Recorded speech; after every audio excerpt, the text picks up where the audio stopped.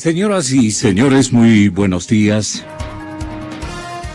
Aprecio la gentil comparecencia a escuchar este programa de noticias y opinión. Mis primeros invitados, la doctora Paulina Araujo. Muchas gracias, Paulina, por estar aquí. El doctor Miguel Puente también es un experto en materia tributaria. Muchas recomendaciones nos han formulado los oyentes para poder tenerlo acá, doctor. Le deseo una muy buena permanencia, tanto humana como conceptual. Estamos mutuamente a las órdenes. Gracias por haber atendido nuestra invitación. Y trataré, señoras y señores, también de requerir opiniones de Enrique Herrería y de Francisco Huerta Montalvo en la ciudad de Guayaquil. Este nuevo envío de las reformas tributarias que merecieron la oposición generalizada de todos los habitantes de este país. Asunto que al señor presidente de la República no le ha preocupado, y por ello su anuncio de reprisar el envío al seno de la Asamblea Nacional de estos dispositivos tributarios tan peligrosos, tan radicales. El presidente piensa, estimo yo, que la revolución ciudadana tiene que volverse y tornarse mucho más drástica en esta etapa final de su mandato, como que da la impresión de que le va las objeciones que surjan de esta aplicación, y como cuenta con el voto mayoritario en la Asamblea Nacional, matemáticamente dirá el jefe de Estado: yo tengo licencia para hacer ese asunto. Entonces, los temas que vamos a abordar son harto peligrosos para tanto el erario nacional como para los derechos de todos los ecuatorianos, porque agravan su situación socioeconómica. Queremos entender de que nadie tiene una idea clara de qué tamaño van a ser esos impuestos. Van a ser extremadamente peligrosos. ¿Para quién? Y el presidente Correa ya no le importa, y por eso ha elaborado lo que fue esta antevíspera una despedida retórica. No se rigió a ningún mandato constitucional de rendir un informe de actividades, de acciones, de ideales, de pensamientos, de propuestas. Simple y llanamente se dedicó a una retórica eminentemente de política populista, de vendetas y de amenazas impositivas terribles para la población. La población que ignora el peso que va a significar estos otros dos impuestos, y me estoy refiriendo concretamente los impuestos previa y el impuesto previa reforma al tamaño de plusvalía que se va a calcular en todo tipo de transacciones de activos de propiedad familiar, fundamentalmente. El recuerdo del abuelo, lo tradicional del esfuerzo familiar que va a intervenir el Estado, como que fuera una república de los años 60, una república del conglomerado soviético que ustedes recuerdan. Es decir, con esto el Ecuador ya no tiene remedio, y los politólogos que abundan en la Revolución Ciudadana a la cabeza Van der Falconi no podrá negar que estas son prácticas que antes la gente de derecha decía, y el propio expresidente Velasco recuerdo que las trataba de comunistoides. Eso es lo que con eso quiere despedirse.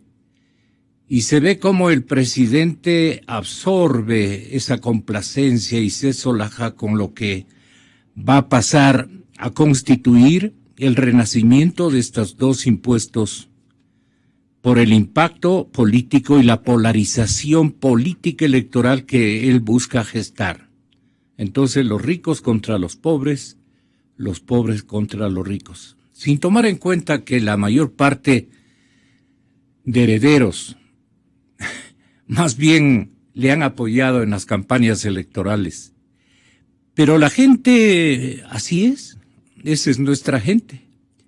Seguramente tomará en cuenta que el presidente está por los pobres, pero es precisamente el recuerdo de los abuelos y de los padres que con tanto sacrificio, póngale una sillita, tenga la bondad, que con tanto sacrificio han logrado configurar estos activos familiares, los que sufrirán el instante en que el Estado les clave impuestos, perdone por el término, especialmente nuestra dama invitada. Pero voy con Paulina.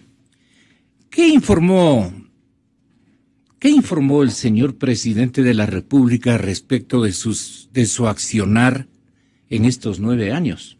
O por lo menos refiriéndose al año 24 de mayo de 2015 al 24 de mayo del 2016, que es su obligación constitucional hacerlo. Buenos días, doctora, bienvenida. Muy buenos días, muchas gracias, don Gonzalo, por la invitación. Un saludo a todos quienes nos están escuchando y viendo a través de la plataforma web. Y respondiendo a su pregunta, ¿qué informó el presidente? A mí me queda la sensación de que nada de lo que tenía que informar. ¿Por ejemplo? No hubo cifras, por ejemplo, del endeudamiento. ¿A cuánto asciende el endeudamiento? En contraste con la gran cantidad de obra pública que él no cesó de reiterar la información de que se ha hecho tanto, de que el Ecuador ya cambió, de que tenemos una década ganada. Pero bueno, la obra que se ha hecho ha sido con deuda y lo que esperaba el Ecuador es que nos diga cuánto es el monto y cuántos años está comprometido el Ecuador para pagarlo. Incluso también el porcentaje de interés que se va a aplicar a cada una de estas deudas. Otra situación que debió informar es a cuánto asciende el monto de la desgracia que ocurrió en las provincias de Esmeraldas y Manabí, para así lograr un verdadero contraste informativo de cuánto es lo que se va a requerir y me imagino yo, coincidir con lo que va a recaudar a través de la ley solidaria. En resumen, lo que tenía que decir y para que le entiendan todos los ecuatorianos, no lo dijo, sino que volvió a recalcar la idea de que al parecer vivimos en un país maravilloso y que los mismos de siempre, la oposición, la prensa corrupta, son los que intentan difuminar todos los logros, pero parece que no se da cuenta que la gente le escucha y se llega al punto de decir qué logros y a costo de qué tenemos lo que tenemos. Eso se quedó sin respuesta. Y el mal sabor de boca fue que al parecer el señor presidente ya quiere descansar del país, pero ahora sí, ya de manera frontal, no se da cuenta que vemos quienes sí nos quedamos aquí. Son los ecuatorianos los que vamos a tener que enfrentar la situación en cómo nos la dejan. Pero no hay claridad precisamente en eso. ¿Cómo queda el país? ¿Qué ha pasado en este año? Y pienso que ha pasado mucho. El efecto ideologizante que quiere rescatar el señor presidente es una polarización social. Esta es una pregunta para usted mismo, Paulina. La polarización la tenemos, es la situación que nos hacen ver que hay ciudadanos de primera y de segunda. Los de primera, los que están alineados, a los que vemos que incluso los procesos judiciales o no los tocan, o los tocan de una manera totalmente irrita y desproporcionada. Mientras que los de segunda son los que piensan diferente, los que no aplauden todos los discursos y los que están en el lado de tratar de seguir todas las pistas de cómo se está ejerciendo el poder. Penosamente un país endeudado, sin cifra clara, con una carga tributaria desmedida y con servicios públicos deficientes, y eso es lo que estamos viviendo el día a día. De ahí que al finalizar ya una rendición de cuentas, que era lo que se esperaba pero que no se dio, luego volver a retomar temas de leyes, curiosamente de más impuestos. Yo pienso que ya la ciudadanía llega a un punto de decir, bueno, ¿qué está pasando aquí? Porque por un lado tuvimos 4 horas de un país maravilloso que estuvo preparado, que cuenta con todo el andamiaje para enfrentar crisis, para enfrentar problemas, para seguir gastando, pero por otro le está diciendo no, pero no nos vamos a olvidar de los ricos, porque a los ricos hay que atacarles. No en vano, si quisiera traer nuevamente a colación cómo nació la propuesta hace 1 año y más de la ley de herencia, en donde lo que se conoce como ratio legis, el propósito mismo de esa ley, era que la clase alta lo pague, ya que la riqueza de la clase alta se ha hecho con recursos sociales. Era uno de las aristas. Es más, se defendía, cuando se propuso esta primera ley, que no solo tienen derecho a la herencia los herederos, sino la sociedad. Entonces, se ve como malo al rico, como mala a la persona que ha hecho su patrimonio, especialmente con inmuebles, que ha visto en ellos una inversión, y esa gente es mala. Es más, la propia ley hablaba que básicamente los ricos, porque señala esa palabra, los ricos en varios acápites de su preámbulo, en vez de heredar, trasladan su patrimonio a acciones y fideicomisos fuera del país, y eso era algo que merecía corrección urgente. Y mire usted que 1 año y más atrás ya hablaban de esto, y en el intermedio tenemos a los Panama Papers, donde curiosamente hay una alta autoridad que ha tratado de justificar que se tuvo que constituir una empresa en el exterior para que adquiera una casa acá. El señor fiscal, dice usted. El señor fiscal general. Entonces, esta situación de los ricos, de los bienes que hay que regular, que hay que distribuir, nuevamente viene la pregunta a las altas autoridades. Perfecto, más carga impositiva. ¿Cómo la va a invertir? ¿Cuánto va a invertir? Claro. Ríndanos cuentas de cómo el dinero público está siendo gastado. Y eso es precisamente lo que no nos dijeron. No nos dijeron que hubo edificaciones públicas afectadas en el terremoto y que no contaban con seguro cuando la ley le obliga a tener asegurados esos bienes. Guardaron total silencio. Y para intentar esta falta de cifras, se hace un llamado a un pacto ético, cuando el pacto ético, uno no entiende cómo después de 9 años se llama el pacto ético, cuando nos han vivido, por un lado, recalcando la idea de que todo está perfecto, de que es el gobierno más limpio, de que la corrupción se la ha atacado, pero ahora es que se necesita un pacto ético. ¿Y usted por qué cree que la ciudadanía, con qué bases comenta peligrosamente, llegando a realidades visibles o invisibles, como quiera juzgarlo, doctor Puente?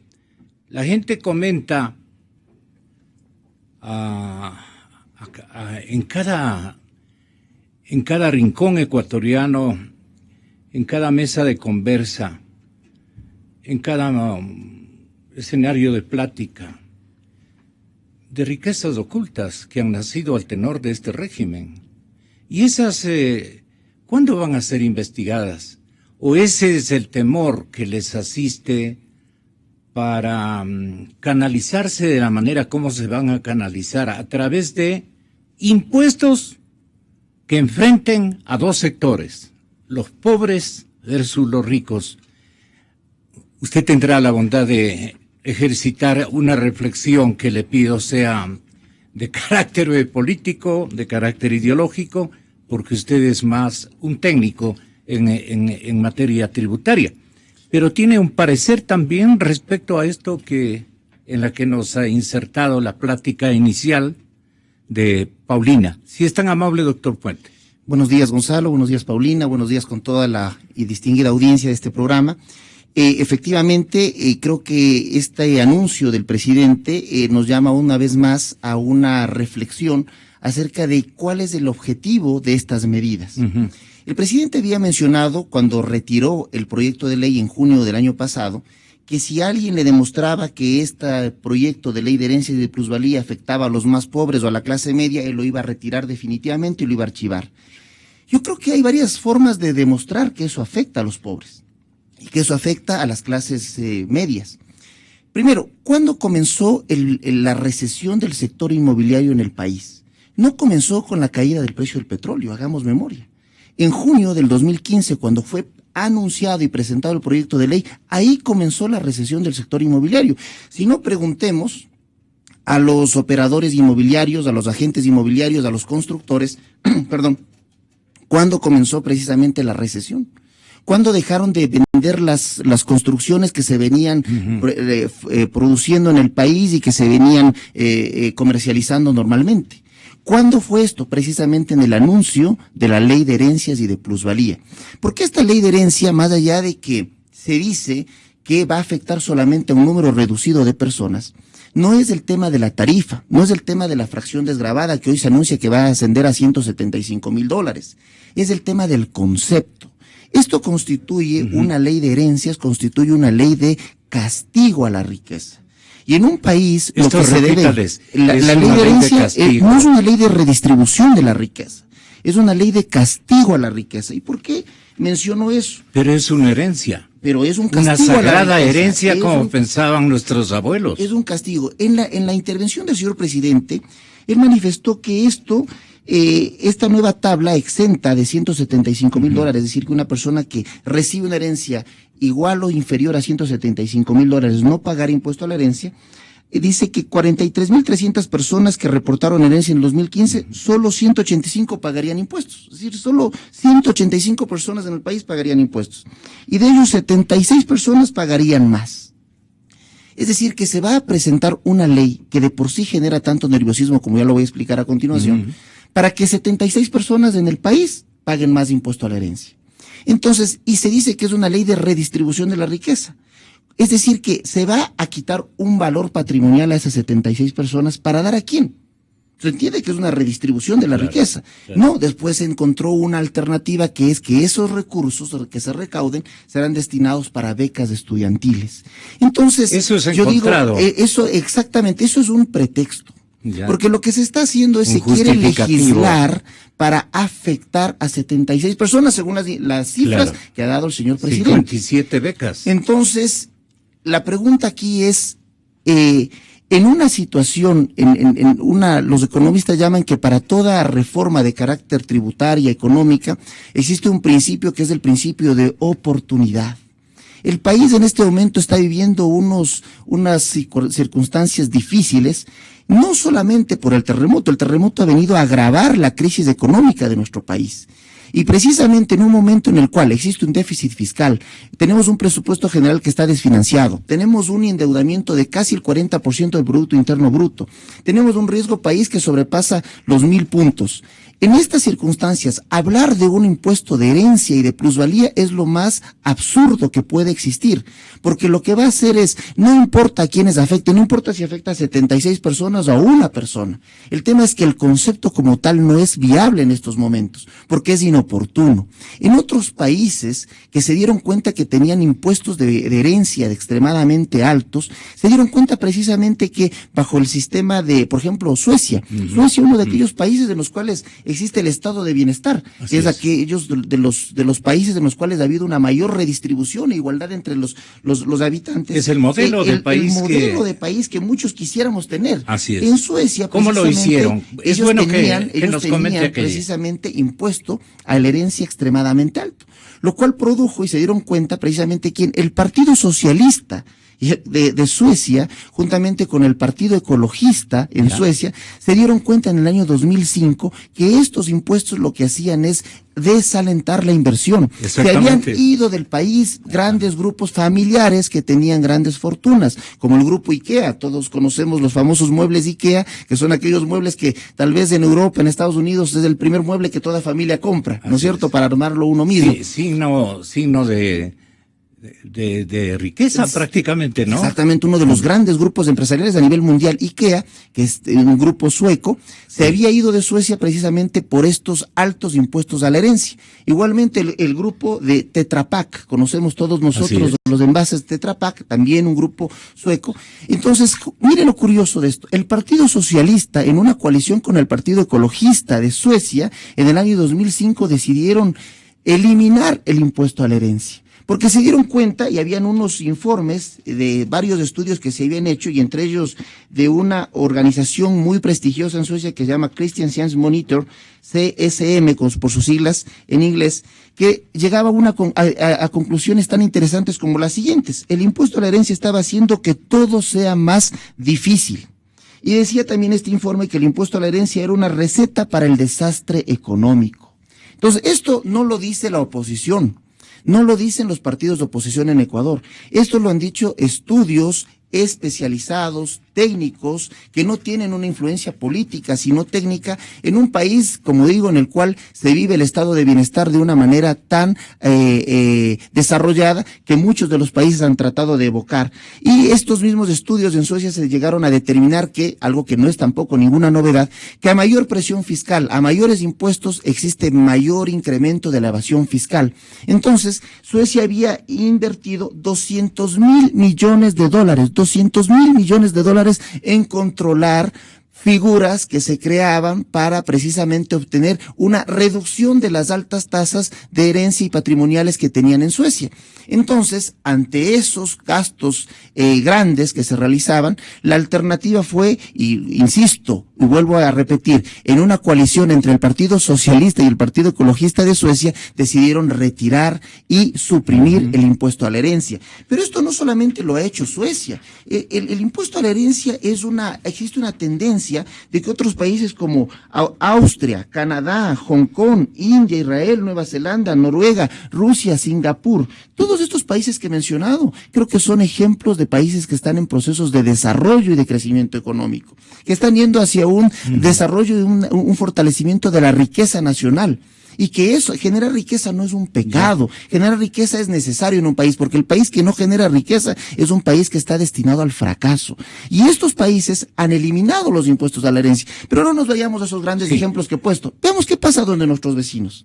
Colombia, ¿cuál es la tasa de impuesto a la herencia? 10%. Perú, 0%. No existe impuesto a la herencia, existe solamente impuesto a la transferencia de dominio de los bienes que han heredado, lo cual es normal, es decir, si yo heredo un bien y luego lo vendo, tengo que pagar impuestos, pero no existe por el hecho de recibir una herencia, el castigo, porque insisto, esto no es un impuesto a la redistribución de la riqueza, es un impuesto al castigo de la riqueza. Ya, ¿y qué podríamos comentar respecto a la intencionalidad, doctora, que tiene el régimen para efectos de radicalizar su propuesta ideológica en vísperas de irse? ¿Qué es lo que buscan rescatar? Ideológicamente, obviamente, resultados electorales halagüeños, que van desde la elección de uno de sus dos alternantes que suenan para la presidencia de la República, o los dos a la vez en binomio, como ellos juzguen conveniente presentarlos a consideración del electorado nacional. Pero también, aparte de la enorme carga tributaria que le dejan al heredero, con más seguridad por lógica elemental, se pertenecerá a alguna tienda política, o al resultado de un consenso nacional de repudio a estas ideas políticas, y más bien se someterán a una eventual o segura ganancia de los candidatos de la oposición. Es decir, a sabiendas de que son los opositores los que van a heredar esta tragedia, ¿cómo es que, o a sabiendas de que uno de los candidatos de ellos podrían estar alzándose con la victoria, cómo es que le dejan este énfasis en crear impuestos gravitantes, terribles, onerosos en las herencias y en la plusvalía? Los impuestos sobre la plusvalía en otras naciones, ¿cómo es considerada? Paulina Araujo, Cadena Democracia. Tomando la idea de que al parecer qué es lo que buscan o qué hay atrás de todos estos nuevos anuncios, más impuestos, nuevas leyes, yo pienso que... Perdona, en el universo de ideas del señor presidente Correa, porque creo que la mayor parte de su entorno cupular o de los que realmente quieren al partido revolucionario, dizque esta gente, estos grupos también están polarizados, diría, entre un sector radical y un sector que quiere convivir con una ideología socialdemócrata, por ahí. Entonces, ¿por qué el señor presidente se empeña en hacer esto? ¿Para ganar las elecciones exclusivamente o para vengar o vengarse de la ciudadanía? Yo creo que va en esa línea, y no solo con este anuncio de retomar estas leyes, sino el eje central que ha tenido el ejercicio del poder actualmente, que es crear más normas sancionadoras. Ese ha sido el eje del gobierno, tratar de siempre llevarnos hacia la sanción, hacia ponerte una pena, amenazarte latentemente con esa sanción y desnaturalizando la finalidad misma de una ley. Porque vean ustedes, la ley de herencias, al parecer se da, y no tienen ni siquiera empacho al decirlo, es una ley para afectar a alguien.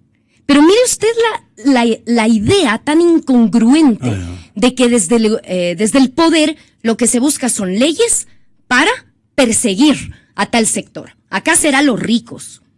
Y adicionalmente con esto de que qué está pasando en las filas. Pero es que también hay ricos pobres, por ponerlo en esos términos. Hay mucha gente que no tiene líquido el dinero, pero que ha invertido... Ricos pobres que votan por él. Bueno, es que la situación es, quizás en el Ecuador lamentablemente, es no perder mi parcela de poder, es la visión patrimonialista del poder, no perder lo que yo tengo, y para defender esa parcelita que yo tengo no importa a cuántos yo afecte. Y por eso es que nacen estas leyes no con un sentido nacional y que sirvan en verdad al país, sino es la ley vengativa, la ley en contra de alguien. Pero es un descaro cuando lo dicen, porque desnaturalizan todo el sentido mismo del por qué una ley debe nacer. Y aquí nuevamente salta a la vista y de forma demasiado grosera para la sociedad lo del pacto ético.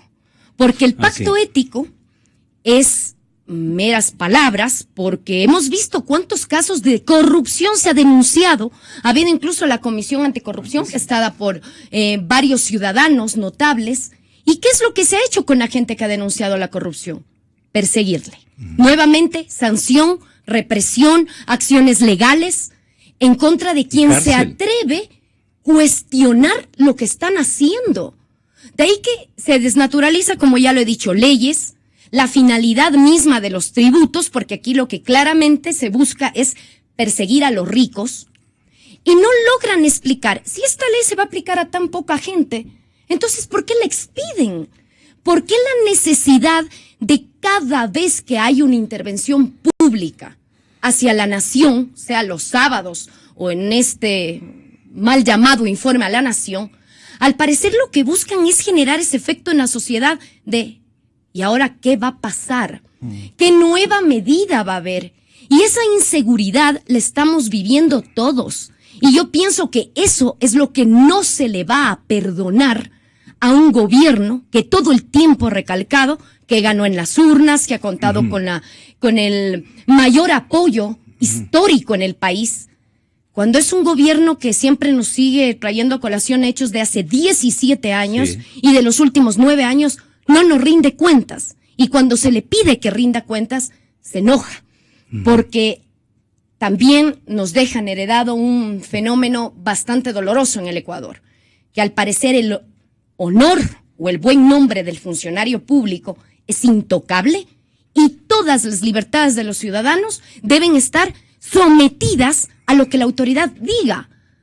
Nos han trastocado hasta el Estado de Derecho, que es el sometimiento de todos, incluida, por supuesto, la autoridad, todos los funcionarios, a la ley. Cuando aquí estamos, y nos estamos dando cuenta, sometidos al arbitrio o a la idea que esa semana tuvo el gobernante, y al parecer ha perdido ya el norte hacia qué sociedad está legislando. Nuevos impuestos, nuevas leyes. ¿Qué es lo que va a pasar? Lo que recién pasó con las tasas judiciales. Que dijeron primero, por ejemplo, una copia certificada 50 centavos. Se dieron cuenta que la gente reclamó. Bueno, a 10 centavos les vamos a bajar. Como que entramos a un regateo, como para decir, bueno, no se enojen, les hago aquí un descuento. Y luego finalmente tuvieron que retroceder y decir, no vamos a poner tasas judiciales a la justicia. Ya nos pasó también incluso con los horarios de apertura de centros nocturnos que tuvieron nuevamente que retroceder. ¿Qué va a pasar aquí? También ya nos tiene debatiendo de la herencia y la plusvalía para luego decir, no, bueno, ¿saben qué? Le subo el valor para que esté exento, ahora ya no va a ser los $36,600, sino $170,000. Pero ya se solazó, ya se rió su poco, poniéndoles en sustos, dirá él, sin embargo, a buena parte de la sociedad ecuatoriana. Vea, ríase, haga sus sarcasmos y demás en su casa o con su grupo de amigos. Pero aquí se entiende que es todo un país del cual al parecer ya se cansó y se quiere ir. Pero miren la situación en la que nos está dejando. Estamos analizando, doctor Francisco Huerta Montalvo, en la ciudad de Guayaquil. Tenga usted muy buenos días, con dos distinguidos invitados. ¿Cuál va a ser qué podríamos decir, el futuro de los proyectos de leyes de herencias y plusvalía? ¿Cómo le calza en la coyuntura al partido de gobierno esta circunstancia? El objetivo estratégico de ellos y especialmente del señor presidente de la República, que para hacer esto, entiendo, no consultó a nadie. Él simplemente salió en su retórica del 24 de mayo y dijo, muy bien, con esto polarizo a la nación ecuatoriana y luego me solazo. Estamos frente a un presidente que lo que busca es reírse de los pobres por el engaño, y también reírse de los ricos. No hay otra manera de pensar. ¿Cómo es que polariza de esta manera con semejante ley que de comienzo tuvo que admitir fue rechazada por el pensamiento nacional? Doctor Huerta, le dejo con la audiencia de la capital de la República en nuestra área de influencia. Muy buenos días, Francisco. Buenos días, Gonzalo. Le confieso, yo no soy un especialista en crítica literaria. Me gusta la literatura, pero no soy especialista. Entonces, analizando cuentos, tengo el gusto que cualquier lector. Lo que puedo decir es que, como se sabe, esos cuentos son de varios tipos. Hay cuentos de terror, hay cuentos costumbristas, hay cuentos de hadas, hay cuentos de suspenso, policíacos. De la vuelta a la amenaza de la ley de patrimonio y los impuestos sobre la herencia es parte de los cuentos de suspenso. No sabemos si después lo quiere convertir en cuentos de terror o termina siendo cuentos policíacos. El final está complicado de desentrañar. Pero es parte de eso, una manera de mentir, una manera de engañar permanente, que ya conocemos. La contradicción flagrante que está escuchando su denuncia es parte de una ausencia absoluta de otra planificación que no sea la que deriva ni siquiera de la voluntad de una persona, sino de su temperamento transitorio, que por supuesto se lo ve más oscilante que las ondas de un terremoto, para poner un ejemplo de estos días, y que tiene réplicas. Entonces esas réplicas son generalmente de menor magnitud que el terremoto inicial, pero a veces lo superan. Esa es la incertidumbre en que se mantiene el país. No tenemos tantos oscilómetros como para medir esas réplicas, y estamos en la que estamos. Sí. Por eso es que yo insisto en el punto de vista que he señalado. El país no puede seguir tolerando impasible este tipo de situaciones y tiene que buscar remedios, por lo menos haciendo sentir su voz, su descontento, su presencia en las calles para decir basta. Porque todos estos cuentos están adobados con algo que no es propio de la literatura, que se llama corrupción. Así es. Y es flagrante, es notable, es intolerable. Ese sería mi esfuerzo por aproximarme a la crítica literaria haciendo análisis de los cuentos. Y yo me he puesto a pensar en el tema, por ejemplo, de la plusvalía. Los nuevos ricos no tienen, doctor Huerta, invertido acá en activos nacionales o ubicados en territorio ecuatoriano, digamos. Ellos seguramente hoy están en el mercado financiero internacional, es decir, haciendo sus apuestas a papeles que les den mayor seguridad, invirtiendo en banca de alto nivel, ¿no es cierto?, en naciones más confiables para ellos. Pero hay un ejército, no sé si tan amplio, tan consistente, de nuevos ricos de verdad. Producto, eso lo dejamos para cuando una oposición inteligente defina dónde están esos recursos y de dónde salieron. Porque todo el mundo habla de corrupción, pero no sabe precisar cómo hicieron esas fortunas. Yo no estoy culpando ni de reojo, porque todo el mundo lo sabe, todo el mundo lo está viendo y sonríe para disimular. En esa actitud nos han tenido estos caballeros, y sin embargo ellos aluden a la plusvalía, porque no les toca, no les llega.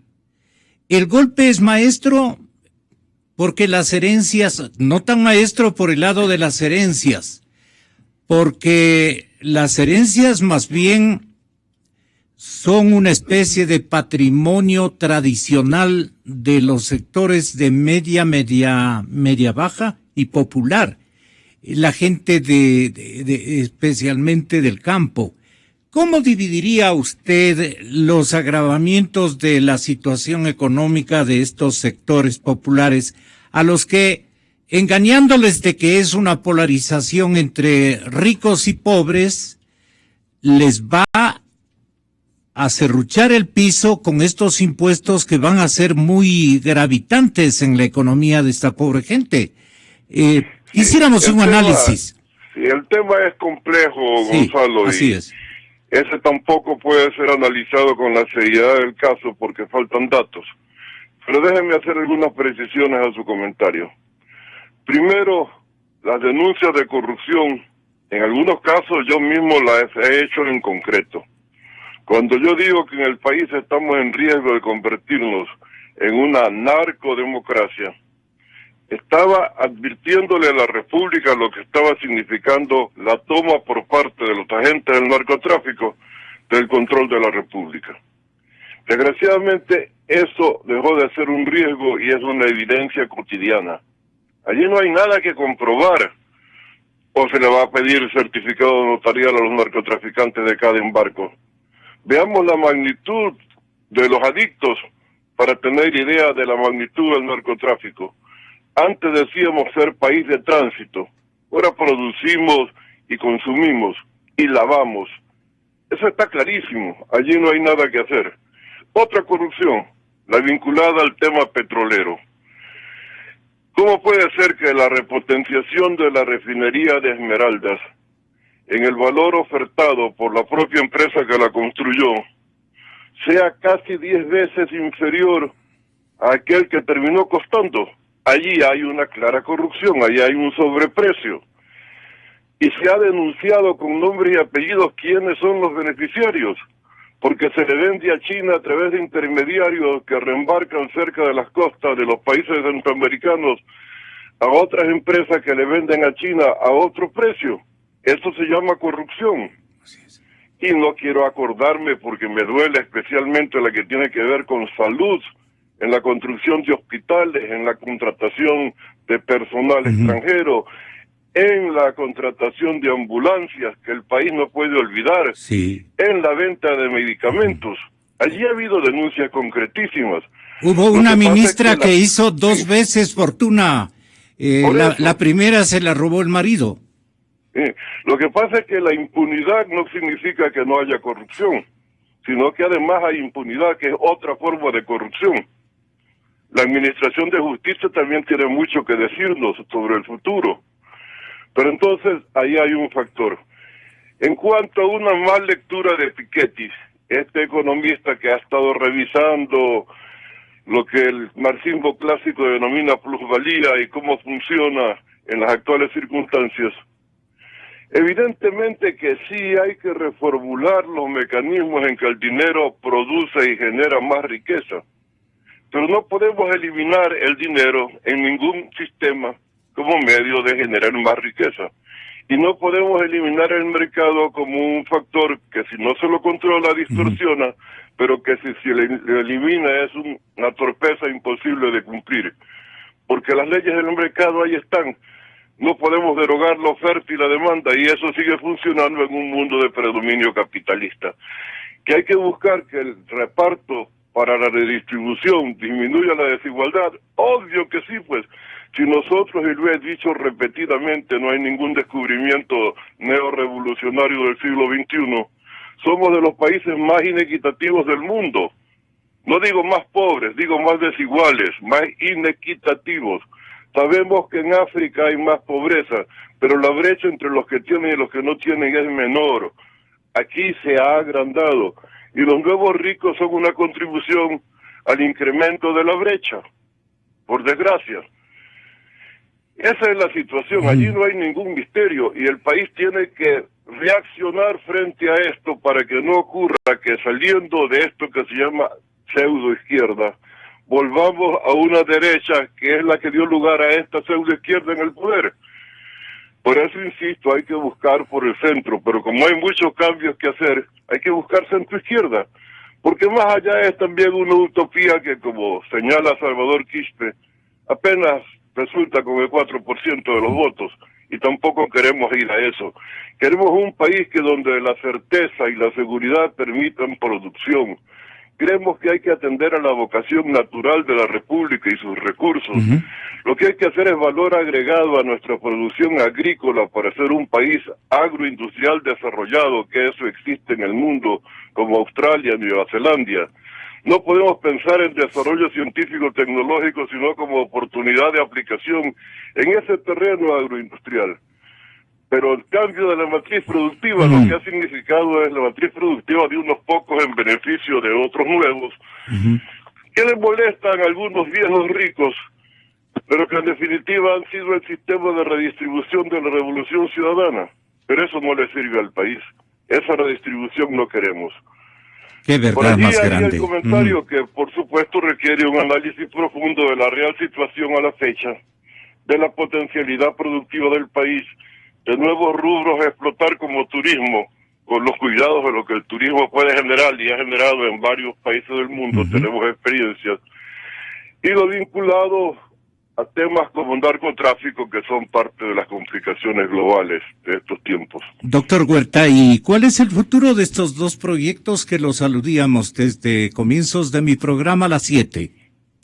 Las herencias y plusvalía. Yo creo que con eso va a jugar para seguir atormentando a los que tienen las posibilidades de heredar. En mi caso lo que tengo son libros, patrimonio intelectual, no me preocupa el asunto, pero puede ser un factor de inseguridad para la inversión extranjera incluso. ¿Quién va a venir a un país donde el patrimonio generado puede ser después usufructuado por el Estado y no por el legítimo generador de esa riqueza? Mientras tanto, mientras se habla de estas cosas, en el caso de DP World, la empresa que se dice se va a contratar para la ampliación del puerto de Guayaquil en Potorja, quiere ser un monopolio que deja sin posibilidades a los otros puertos que a lo largo de nuestra ría están trabajando y han hecho inversiones. Es decir, la contradicción es flagrante. Se quiere, para redistribuir, imponer impuestos al patrimonio y para que la herencia no consolide grupos económicos, porque se la agrava también. Se procede de esa manera, pero por otro lado se constituyen monopolios que son precisamente uno de los mecanismos para la hegemonía de determinados grupos económicos. Pero la contradicción es parte de los signos de este gobierno en muchísimas cuestiones. ¿Qué rescata con esa contradicción? ¿O qué busca rescatar, no? Como efecto. Sin duda. Sí. De eso se trata. No, le pregunto a usted, ¿qué es lo que busca rescatar el gobierno con esa contradicción? No, el informe tiene visos claramente electoralistas, pues. Pero no informó nada. Lo que hizo es una pieza de oratoria política. Años previos. La Constitución establece que cada año se informará sobre el cumplimiento del plan de desarrollo y lo que se piensa hacer en el año que sigue. El gobierno ya se ha despedido en este informe. Así es. Está cansado, Sí. y nosotros de él hace rato, ¿no? Pero eso no nos consuela, pues, ni siquiera como broma. Lo único creíble fue eso: estoy cansado del país y el país está cansado de mí. Eso más seguro todavía. Pero él dice, denme un recreo un poquitito y vuelvo, quiere decir, ¿no? Es que se Porque sienten dijo un dueños poquitico. del país, pues. Ajá. Es que esa es la crítica de lo que aquí ocurre. Salimos de unos dueños del país para caer en otros dueños del país de aparente distinto signo ideológico, pero tienen uno en común, que se dibuja con signo de dólares. Ese es Hablamos el signo de en común. jaguar americano. ¿Qué jaguar americano? Ahí está, y de eso ya no se dice nada. Así. Seremos parecidos a los tigres asiáticos en las uñas, eso sí se ha visto bastante. Sí, bastante. Sí. Pero ¿cómo puede ser que el país siga discutiendo de otras cosas mientras mantiene una estatua de Néstor Kirchner cerca aquí, presidiendo el UNASUR? Entonces, ¿en qué estamos, pues? Se ha hecho un monumento a la corrupción de los países vecinos, ya no basta con la nuestra. ¿Qué tipo de monumentos estarán pensando sobre nosotros mismos si a los corruptos de afuera les hacen ese tipo de monumentos? Un abrazo, Francisco. Muchísimas gracias. El doctor Francisco Huerta Montalvo, desde el puerto principal en Cadena Democracia. ¿Cómo les parece? Perdone, dama.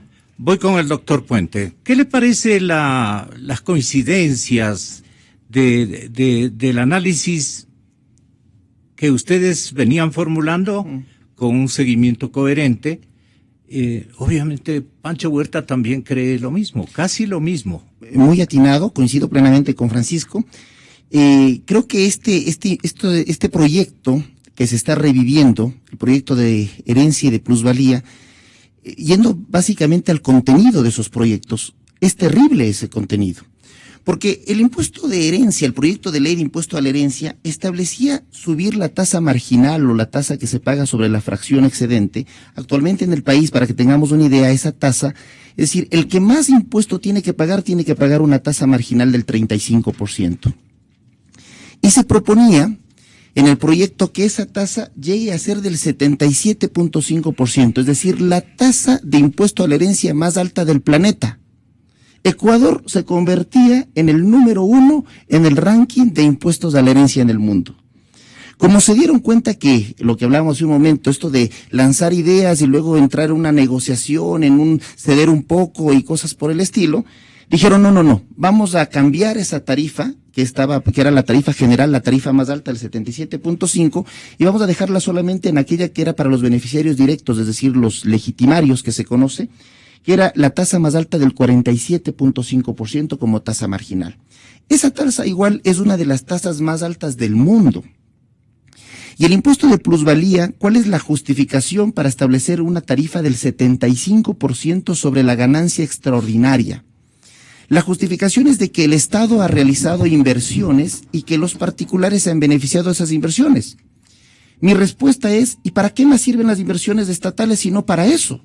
Para que los particulares, para que el pueblo, para que el rico, para que el pobre, para que todos se beneficien de las obras que realiza el Estado. No nos olvidemos que una de las grandes obras que ha reivindicado el gobierno nacional es la infraestructura vial. Es decir, se ha dicho que una de las grandes transformaciones que ha realizado el gobierno nacional es la infraestructura vial. Pero en 270,000 millones de dólares que ha manejado el gobierno en estos años, esa infraestructura vial ha representado 7,000 millones de dólares. Es decir, apenas el 2% de todo el presupuesto que ha manejado el gobierno se ha invertido en obra vial, 7,000 millones de dólares. Y esa obra vial, que se dice que ha sido grande, que han realizado nuevas inversiones, que han realizado nuevas vías, que han ampliado las existentes y cosas por el estilo, pasan por un terreno que ese terreno naturalmente gana valor. ¿Dónde está el pecado de eso? ¿Por qué querer castigarle a la persona que compró, que tal vez heredó, que sus padres compraron? ¿Justamente para qué? ¿Por qué realizan ahora en este concepto del impuesto de plusvalía se dice que la ganancia extraordinaria es aquella que excede de la ganancia ordinaria? Es decir, ahora a través de ley nos quieren decir cuánto es lo que uno debe ganar en la tenencia de un bien inmueble. ¿Y sabe cuánto es lo que uno debe ganar en la tenencia de un bien inmueble? Lo que el banco lo hubiera pagado desde que invirtió en ese inmueble hasta cuando usted lo vende. Es evidente y lógico que en cualquier economía de mercado uno tiene dos opciones para hacer con el dinero. La una es cuando yo tengo un ahorro, un dinero, llámese 10,000, 20,000, 30,000 dólares, lo que sea, yo tengo dos opciones. O lo pongo en el banco para que el banco me pague una tasa pasiva referencial, ejemplo 4.5%, 4% actualmente, o hago algo con ese dinero. Y hago un negocio, invierto o me compro un bien inmueble. ¿Para qué me compro un bien inmueble? Nuestros padres, nuestros abuelos siempre decían, prefiero ese dinero invertirlo en una tierra, porque la tierra no le pide ni de comer ni de vestir. La tierra es un ahorro, ¿no es cierto? ¿Por qué? Porque eso va a servir para que en el futuro se pueda construir una casa, se pueda hacer una edificación, una empresa o se pueda vender eso para poder comprar algo mejor. Sí. Es una forma de ahorro. Y es evidente que en toda economía de mercado esa forma de ahorro es más rentable que lo que le paga el banco. Así porque es. Si no, no existiera, nadie compraría bienes inmuebles. Todos pondríamos nuestro dinero en el banco. Entonces ahora el proyecto de ley de plusvalía lo que me dice es la ganancia ordinaria, la ganancia justa según ellos, es la que el banco le hubiese pagado. Lo que usted gana al vender el inmueble que sobrepase esa ganancia ordinaria es una ganancia extraordinaria. Y por lo tanto, esa ganancia extraordinaria que supere las 24 remuneraciones básicas unificadas, es decir, 8,784 dólares, pague 75%. Esto es un impuesto abusivo. Es un impuesto confiscatorio, es un impuesto que lo que hace es desincentiva precisamente la adquisición de bienes. Y esto precisamente, la justificación es porque la obra pública ha elevado el precio de esas tierras. Para eso es la obra pública. ¿Por qué se han generado grandes infraestructuras en otros países? Vamos a ver, por ejemplo, Panamá, el famoso país que hoy está tan señalado por los Panama Papers. Uno va a Panamá y uno ve que día y noche, 24 horas del día, existen grúas construyendo edificios.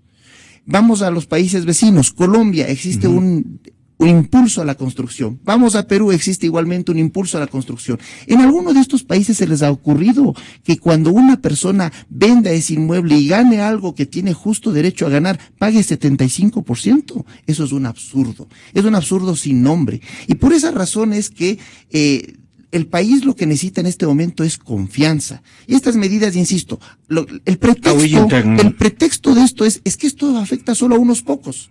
Según las cifras que dio el señor presidente, esto afecta a 76 personas.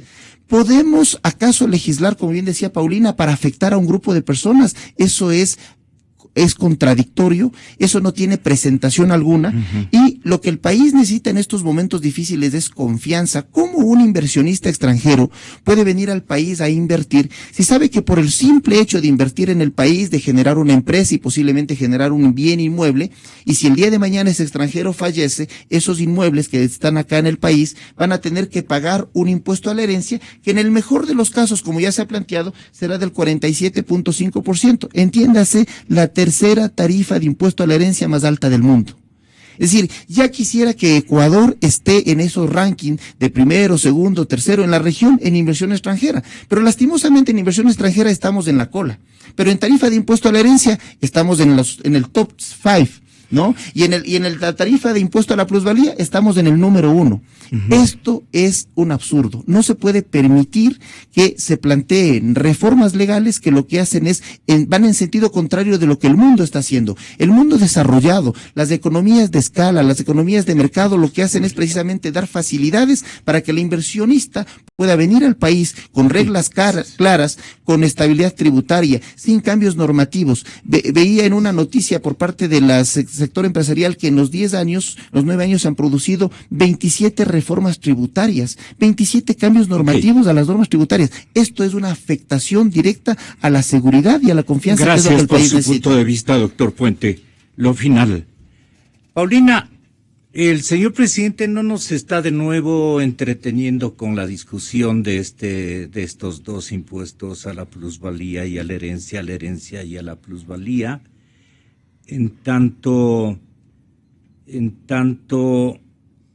la preocupación, por ejemplo, que tiene el economista Alberto Acosta Burneo es que en el Ecuador,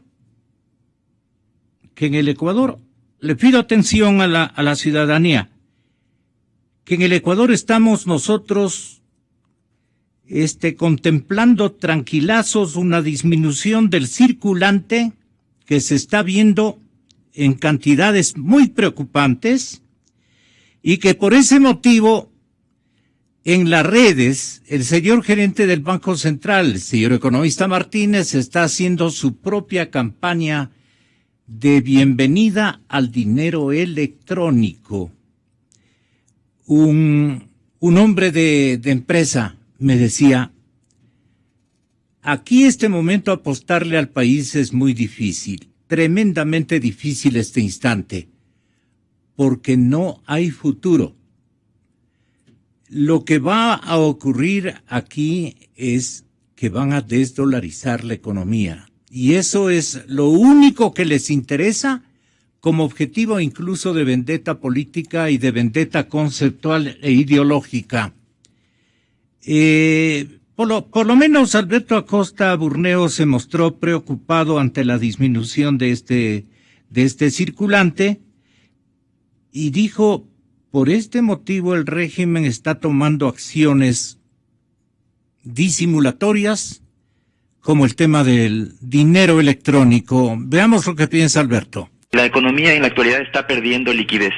La economía salen dólares, son más los dólares que salen de la economía que los que entran. El último dato de balanza de pagos a diciembre demuestra que hubo una pérdida de 1.500 millones de dólares neta que salieron. Ese fue el resultado neto, es decir, en neto salen más dólares de los que entran. Y entonces cuando hay menos circulante en la economía, la actividad económica se ve resentida, comienza a haber menos dinero para comprar, menos dinero para pagar, comienza a haber menos contracción económica como la que estamos viviendo en la actualidad, y también se ve una afectación en el empleo. Y entonces la solución que le da el gobierno es decir, bueno, no tengo moneda propia, porque estamos dolarizados, entonces tengo que buscar sustitutos a esa moneda propia. Y plantea dos soluciones. La una son los TBCs, los títulos del Banco Central, que están pensados justamente para las grandes transacciones, son transacciones de millones de dólares. Con eso se hizo una primera emisión en enero de 200 millones de dólares. Esos títulos están respaldados no por dinero líquido, sino por bonos del Ministerio de Finanzas y permiten inflar la masa monetaria. Ese es el primer mecanismo, primer medio alternativo, pero para las cosas grandes. Y ahora, para las cosas pequeñas, viene el dinero electrónico. Y cuando digo cosas pequeñas es porque puede ser usado por cualquier usuario, finalmente para pagar el bus, para comprar alguna tienda, pero si sumamos todo el consumo que pueden hacer esos pequeños usuarios, vemos que el monto no es nada despreciable, que puede llegar a ser algo importante. Entonces, entre estos dos mecanismos, lo que se busca claramente es inflar la masa monetaria, que haya más dinero circulando, y ya que no se puede emitir dólares, busca tener otra herramienta.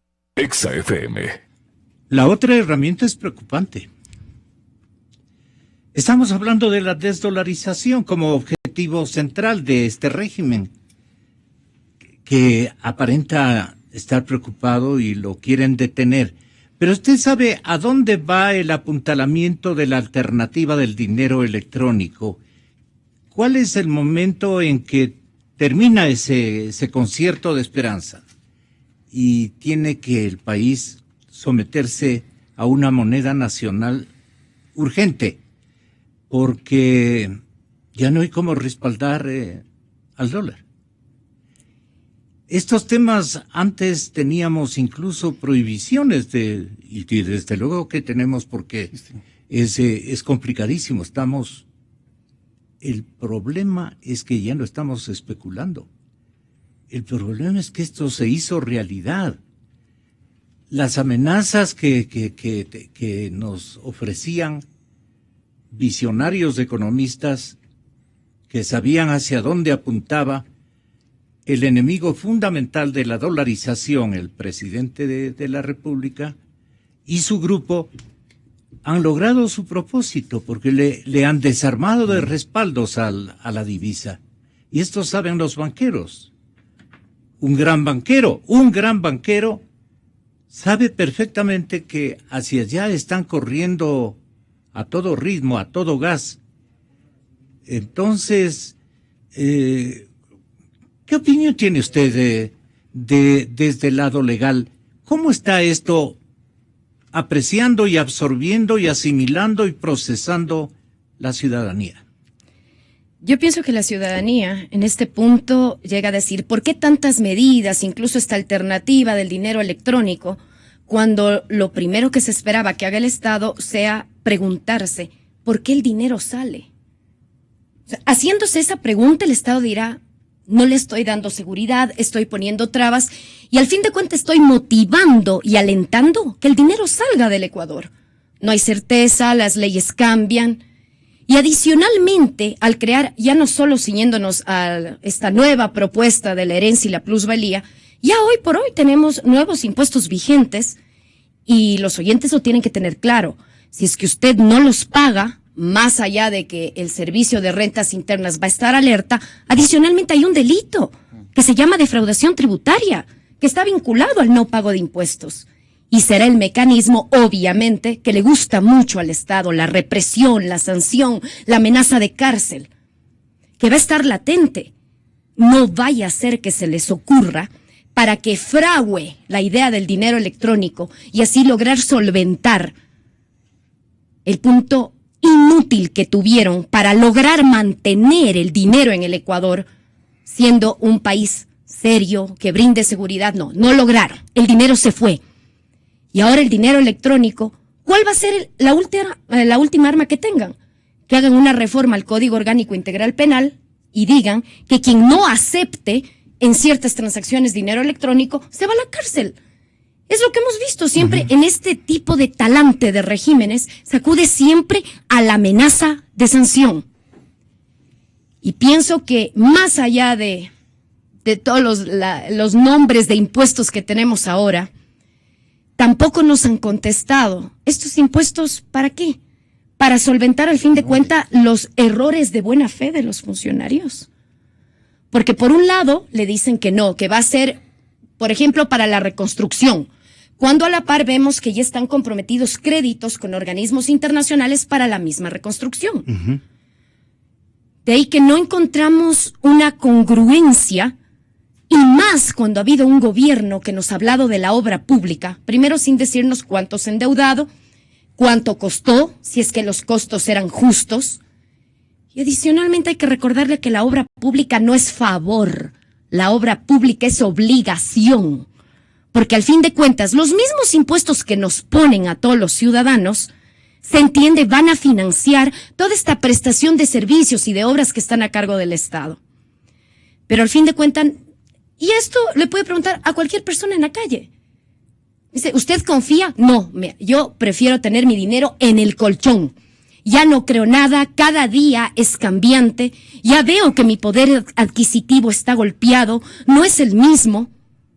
¿Y eso qué está generando? Obviamente, una economía totalmente desequilibrada. Y lo más grave es que quienes están legislando y conduciendo, sea un mes más, 3 meses más, un año más, siguen pensando en la ley vengativa, en que ahora sigue siendo el problema los nuevos ricos, pero tendrán cuidado, porque puede ser que los nuevos ricos estén en las propias filas de quienes ahora nos quieren imponer las cosas. Doctor Miguel Puente, usted tiene la palabra. Muchas gracias. una de las causas que ponen en riesgo la dolarización es precisamente la salida de divisas. He escuchado a asambleístas oficialistas que en este momento se están rasgando las vestiduras porque dicen que 30,000 millones de dólares están en los paraísos fiscales. Yo quisiera solamente que se haga un análisis de cuánto dinero salió del país a cualquier destino, llámese paraíso fiscal, llámese otro país de mayor imposición, a cualquier destino que salió del país y pagando impuesto a la salida de divisas, es decir, es comprobable esto. ¿Usted tiene esa cifra? No tengo la cifra, estuve buscándola, lastimosamente no está disponible en la página web del SRI, pero me parece interesante hacer esta pregunta. Lo que sí he podido leer, no en cifras, pero sí en concepto, es que en los últimos tiempos ha habido una disminución de la recaudación tributaria, por ejemplo, del IVA, del impuesto a la renta, porque la economía está en un proceso de recesión. Pero, curiosamente, el único impuesto que en el último año ha aumentado la recaudación es el impuesto de salida de divisas.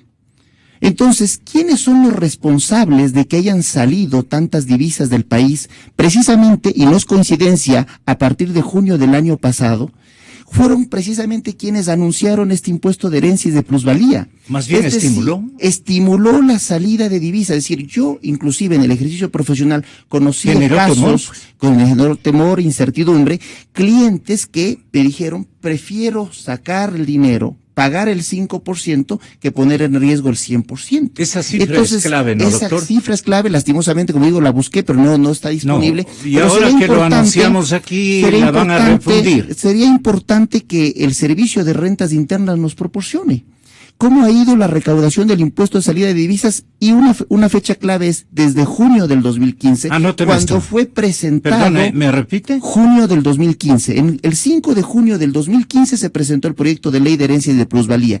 Y sería importante ver que uno de los pocos impuestos que aumentó la recaudación desde esa fecha ha sido el impuesto a salida de divisas. Entonces, la responsabilidad, se habla de que, justamente refiriéndome al pacto ético que ha hecho el señor presidente, se hablaba de que se haga un pacto para que aquellos que se llevaron su dinero a paraísos fiscales no se vote por aquellos candidatos. Pero esto va más allá de los candidatos, esto es un tema de las personas. No solamente los candidatos o los políticos o los grandes empresarios o los grandes grupos económicos han expatriado capitales fuera del país. La persona, como bien decía Paulina, la persona inclusive que tiene cualquier mínimo nivel de ahorro, prefiere mantenerlo, lo que se conoce en el colchón bank, o prefiere, si tiene la posibilidad de sacarlo fuera del país, aún pagando el impuesto de salida de divisas, porque lastimosamente no se genera la certidumbre suficiente acá en el país.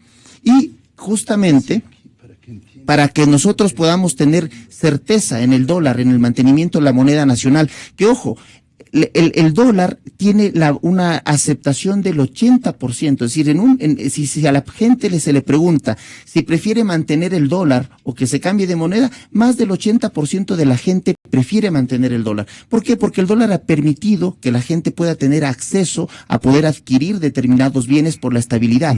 Y lo más peligroso en este punto de lo que estamos pensando de un posible proceso de desdolarización, lo más peligroso, mire Gonzalo y teleaudiencia, no es el que se desdolarice el país. Lo más peligroso es que se adopte una moneda nacional con la actual política pública. Si 260,000 millones de dólares han sido insuficientes. Usted habla del bimonetarismo. O de una nueva moneda. Imaginemos que en un momento determinado el país llega a salir de la dolarización y se establece una nueva moneda, el sucre, cualquier nombre que queramos ponerle. El gran problema que en la política pública actual es que ningún dinero va a ser suficiente. Es decir, se han gastado, se han invertido, como queramos llamarlo, 260,000 millones de dólares y nos dejan con una deuda de 40,000 millones de dólares. Entonces, si el día de mañana le damos el mecanismo para que el gobierno pueda imprimir moneda, vamos a entrar indiscutiblemente en un proceso hiperinflacionario, porque lo que van a hacer es van a imprimir dinero conforme lo necesitan. Y los apetitos de gasto son tan grandes que no existe dinero alguno que les sea suficiente. Gracias, doctor. Muchas gracias, doctora. Señoras y señores, buscando la verdad. Yo nací en este país que va.